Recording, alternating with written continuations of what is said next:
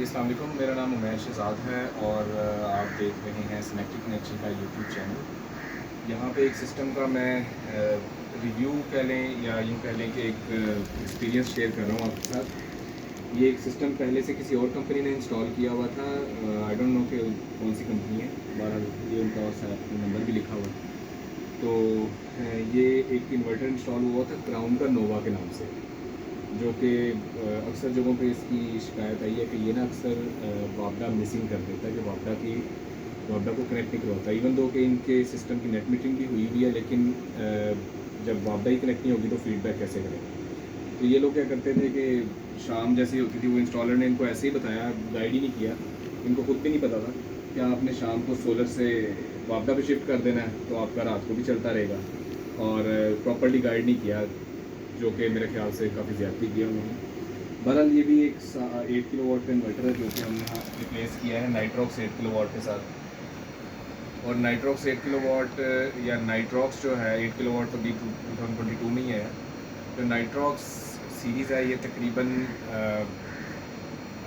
2020 से मैं इंस्टॉल कर रहा हूँ और 100 ऑफ इन्वर्टर्स में इंस्टॉल कर चुका हूँ। अभी इसमें कोई ऐसा नॉन इशू नहीं है जो कि मैं ये कहूँ कि इसमें प्रॉब्लम आती है या कोई ऐसा मसला है जो कि नाइट्रॉक्स में ऐसा आया या हल ना हुआ हो। तो आप लोग एक चीज़ मेक श्योर करें कि जब भी आप किसी से भी सिस्टम इंस्टॉल करते हैं, हमसे करते हैं, इनोन एनर्जी से करते हैं, इनोन एनर्जी भी हमारी कंपनी है, तो अगर आप इनोन एनर्जी से करते हैं या किसी भी अच्छी कंपनी से करते हैं, तो आप मेक श्योर ये करें कि वो आपको आफ्टर सेल सर्विसेज दें। उनके साथ ये प्रॉब्लम थी कि वो कॉल नहीं थे उठाते और जो उठा रहे थे वो कहते थे कि हमने तो वो कंपनी ही छोड़ दी।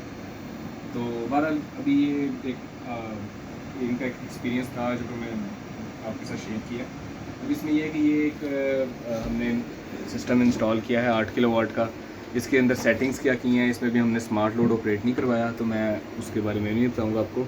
लेकिन इसमें हम पीक आवर में एडजस्टमेंट कर रहे हैं यूनिट्स की, कि पीक आवर में भी थोड़ा सा बैटरी डिस्चार्ज हो। ज़्यादा नहीं कर रहे क्योंकि आजकल लोड शेडिंग है। तो उसमें ये होता है कि ये इन्होंने 6 सेटिंग्स दी हुई हैं। जिस टाइम पे आप चाहते हैं कि वो डिस्चार्ज हो, तो उस टाइम पे आपने ये वोल्ट्स कम कर देने। अगर आपने बैटरी सेटिंग में यूज़ बैटरी वी किया है, वो मैंने लास्ट वीडियो में शो किया हुआ था, आप वहाँ से भी देख सकते हैं। और जब तक, जैसे अभी मैंने यूँ किया कि 7 बजे से 11 बजे तक पीक आवर है, तो 50 वोल्ट्स तक डिस्चार्ज हो, इससे ज़्यादा डिस्चार्ज ना हो। और उसके बाद सुबह 8 बजे तक ये 50 वोल्ट पे ही रहेगी, मतलब ना चार्ज होगी ना डिस्चार्ज होगी, इन केस अगर लोड शेडिंग नहीं है। सुबह 8 बजे के बाद ये बैटरी चार्ज करना स्टार्ट करेगा और 2:45 तक ये थोड़ा थोड़ा करके 55.2 वोल्ट तक फुली चार्ज कर देगा, और इसको फिर 7 बजे तक शाम तक अगले दिन के मेंटेन रखेगा 55.2 पे। ग्रिड चार्ज ये है कि हमने ग्रिड चार्ज से भी इनेबल की हुई है इसकी चार्जिंग, क्योंकि नेट मीटरिंग सिस्टम है तो लोड शेडिंग के साथ इतना फ़र्क नहीं पड़ता। बैटरी सेटिंग में मैंने यूज़ बैटरी भी किया है, 185 एम्पेयर आवर की बैटरीज़ हैं। इसके चार्जिंग एम्पेयर 40 एम्पेयर्स रखे हुए हैं और डिस्चार्ज एम्पेयर 120 एम्पेयर्स है। कुछ एयर कंडीशनर्स वगैरह भी चलाते हैं, तो हम इसको बढ़ा सकते हैं 8 किलोवाट के इन्वर्टर पे, बट फ़िलहाल यूँ कह लें कि ये 6 किलोवाट तक के बैकअप के लिए इसको इतना रखा हुआ हमने। बाकी ये एक रिव्यू था छोटा सा कि 8 किलोवाट के अगर आपने फर्दर कोई सेटिंग करनी है, क्योंकि नेट मीटरिंग सिस्टम है तो हमने सेलिंग फर्स्ट पे किया हुआ है। अभी प्रोडक्शन इसलिए कम है क्योंकि बाहर काफ़ी सारे बादल हैं और ये वापस से लेके आता है। और इसके अंदर ये है ख़ासियत नाइट्रॉक्स की कि अगर आप नाइट्रॉक्स के अलावा भी कोई इन्वर्टर लेते हैं, ऑन ग्रिड इन्वर्टर्स भी लेते हैं नाइट्रॉक्स के अलावा, जैसे दूसरी हवावे, तो इनके अंदर आप वो वाला इन्वर्टर लें जिसके अंदर ड्यूल MPPT हो या 2 कंट्रोलर्स हैं, जिसके अंदर जो IP65 हो, जिसकी वारंटीज़ आपको अच्छी मिले।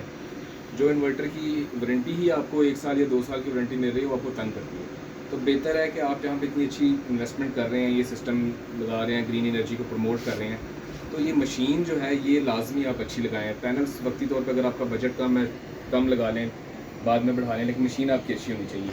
यूँ नहीं होना चाहिए कि जो आपका पे बैक पीरियड है उसके अंदर ही आपको दोबारा से बार बार इन्वर्टर रिप्लेस करने पड़ रहे हैं। और जिनसे लगवा रहे हैं उनसे कहें जी कि प्रोटेक्शन पूरी करके दें हमें। यहाँ पे भी बैटरी का ब्रेकर इंस्टॉल नहीं था और भी काफ़ी चीज़ें नहीं थी जो कि अभी हमने कर दी हैं। शुक्रिया, अल्लाह हाफ़िज़।